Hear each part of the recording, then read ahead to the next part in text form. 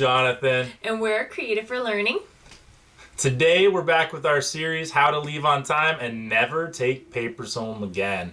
And we want to explore how to help students answer their own questions so we can get more work done. So, a typical situation. Student comes up to you, has something that they need to do. Hello, child? Oh, gosh. When you're trying to do something. Mrs. Stevens, Mrs. Stevens, Mrs. Stevens. And, and it totally messes with your brain so you can't focus on what you're trying to do. What? Like that? No, you do it calm. Oh, sorry. Model. Anyways. I never did that. You never did what? Calm? Or? No, I never did that. What? I know. But other people might not know that about you. That you are calm. That's an aside. Okay. So they might come up and ask questions like, what page are we supposed to be on after you've just said the answer, when you were giving the directions, or sometimes what's another? Well, yeah, there's lots of different ways. Yeah. Just when they're doing stuff. There are really endless possibilities for students to come up to us and ask us for information. So it's not basic, but there's classroom management. When it comes down to it, it's classroom management. The procedures that you set up at the beginning of the year, and you know how people say that you need to focus on the procedures. It might feel like at the beginning of the year, like you're wasting time, but really in the long run, you're going to be saving yourself time. And an example would be, actually, are you going to talk about it? Well, yeah, but because if we don't do that, if we don't set it up at the beginning of the year, or if halfway through the year, like right now, we've stopped enforcing those, and then we've started doing things for the students, we set up what is called a bottleneck, right? One of these, like this part, right? Where all of the information or the answers or the whatever has to go through us. And the problem with everything having to go through us is that there's only one of us. And we get tired and we get exhausted and we get annoyed and we get whatever else we get because we are this, right? And so the only information that can flow out is through that one little part right there. And so what we want to do is make it to where we are not the bottleneck anymore. We need the students to be able to get their own information. So yeah. So a basic example, just to help give you an idea, an illustration. So say you have a kid that has a paper that they need to hole punch, whatever. Hopefully by middle school or high school, they would know how to do this, but let's just use it as an example. Hopefully is the key word. So they say, hey, Mr. Stevens, I need to hole punch this. And there could be the urge in you to say, let me just hole punch it for you, because then they're like, I don't know how to do this. And you could just do it for them, getting it done, knowing that it's done the right way. It seems like it's the fast and efficient way. And maybe even the nice way. Like, you know, if I just plop the hole puncher down, here you go, and then make them do it, it may feel mean or rude or whatever. True. But then there's the idea of showing, okay, this is how you hole punch it if they've said they don't know how to do it.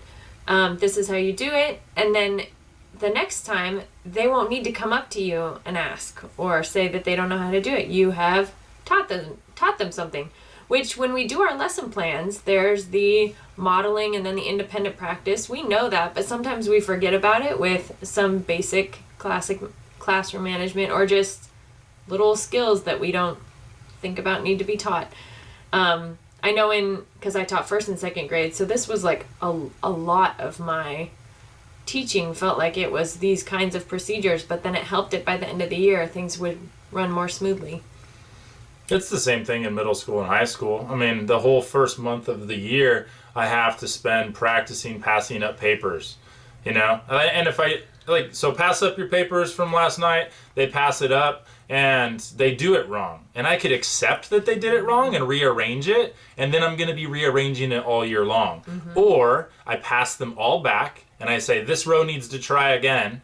And then they have to actually think about why they didn't get it right and which student in the row didn't do it right. And then I make them do it right before they can move on. And like, so I want their name in the right-hand corner, and I get all the papers up, and I pass back the ones that didn't do it right. And then they're like, what's wrong? I'm like, I just stand there. Like, I just told you this. Fix it. Something's wrong. And so then they have to ask somebody or remember what they heard, or maybe they didn't hear it and that's why they didn't do it wrong, or that's why they did it wrong and now they're going to have to pay attention. And so I put it right back in their court, and they have to do it right. And the whole rest of the year, that's going to save me a ton of time, because I shouldn't have to be rearranging the papers. Like, turn it in. It's not hard. You have one paper. Do it right. And so that goes with any of those examples all throughout the year. We need to take ourselves out of the situation of having to do that work. It's theirs, right? We need to not be the bottleneck. So maybe one of the things we need to do is crowdsource in the classroom. We need to create a culture of student collaboration, not student cheating, but student collaboration. Do the students feel like they can talk to other students and ask for help? Or have you set up like a super moratorium classroom that you can't talk at all, or you like go to the dunce hat corner? I don't know what. But I know some teachers really, really value a super silent classroom. I went the other direction, and I would rather have my students collaborating than me having to be the bottleneck. And so my classroom was louder than normal, louder than most. And when I got reviewed by principals, like, it was, yeah, your classroom's louder, but I can tell they're all on task. And that's like a gold star for me. It's louder and they're working, but it's all on task. And I just had to get over the louderness. Louderness? Yeah. So sometimes we need to think of ourselves less as the teacher with all the answers or the hub of information, and think of ourselves more as the facilitator of independence. So the goal is to think of the future and to help create in these kids independence. And even as a teacher, like, that is our goal, to help them be able to think when they're no longer in school, and to give them those critical thinking skills. And one of the ways that we can teach it is through these types of situations. So some quick examples of how I tried to become the facilitator of independence. These are some small ones, like the pencil sharpener, the pencil, staplers, hole punch, any of that, markers, colored pencils, all of that. I for sure for the first month of the year, and then it trickled throughout the whole year. Students would come ask me for it. And so one of the ways I did it is I put a plant, like a fake plant, at the back of the room right by that section, and I would say, go find the plant. And I had to go find the plant. They should have already found the plant. Like, I already taught them where the plant was.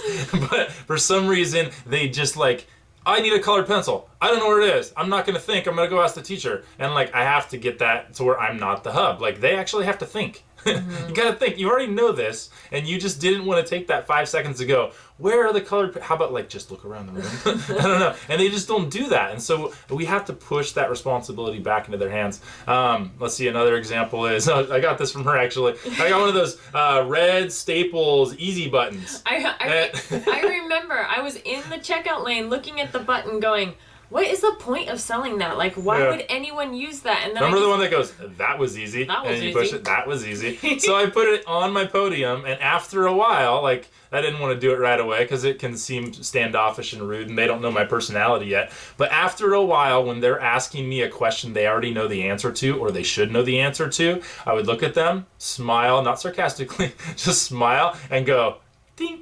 And they would say, that was easy. And then I would just do this, and they would have to go find it. Like, you know the answer. So I would prep them, of course. When I hit this button, I'm not being rude. You already know the answer. You shouldn't have asked me. And I like, go do it. And so they could even, when they walk up to me and I get, if I went like that to push it, they would go, wait, oh, never mind. And then after a while, they would just go solve their own problem. And then I would just ask them to ask somebody next to you. I could explain that answer, but I want you to actually be in community and ask somebody next to you. Part of that is because I want them to find out that the student next to them knows the answer.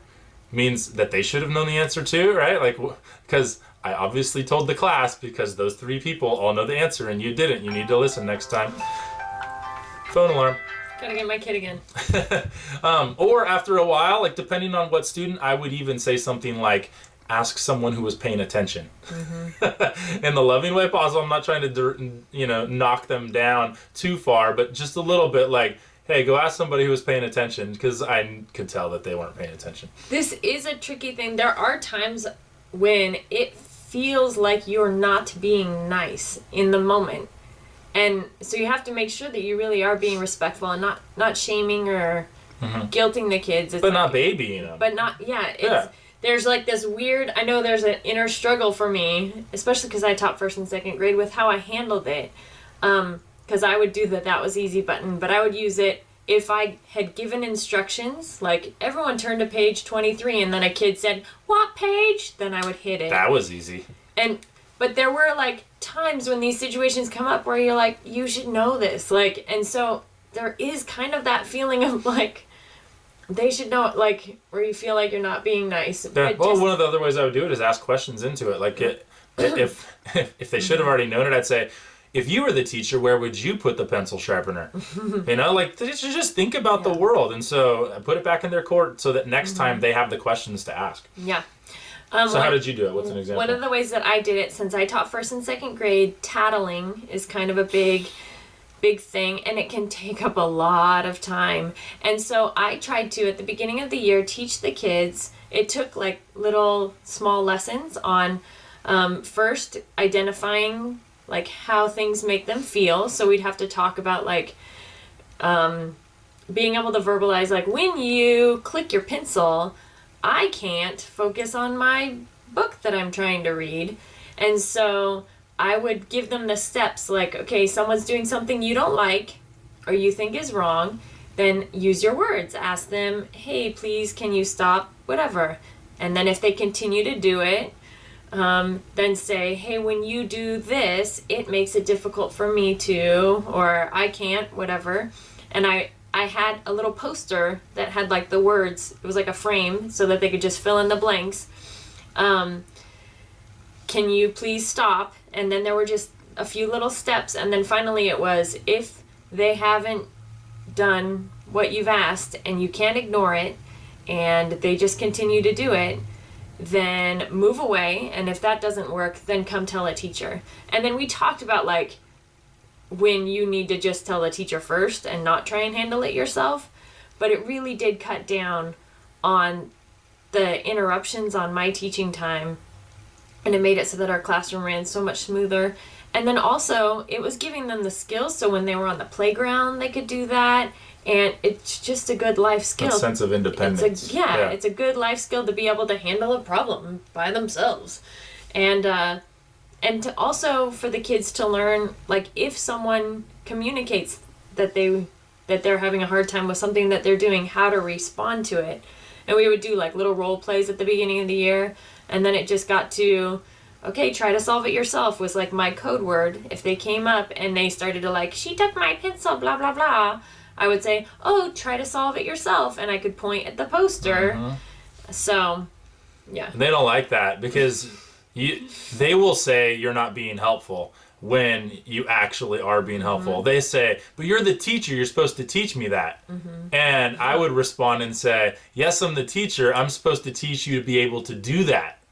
Not to necessarily give you the information, but to give you the environment where you can get that information. It doesn't necessarily have to come from me. And they think it has to come from me. And that's switching the classroom is a huge way. So our conversation of the day, we'd love to hear from you. And we've seen not so many comments, and we want to hear from you. So really, really, we want a community of sharing here. So down in the comments, where have you seen a bottleneck at your school or in your classroom? Bottleneck. Share the bottleneck, and then how could you open it up to where it has student independence, to where you're just the facilitator and they can get the answer. We'd love to hear some of the ways, because we've only given a few examples. We'd love to hear the other examples. So go, keep being awesome. Woo!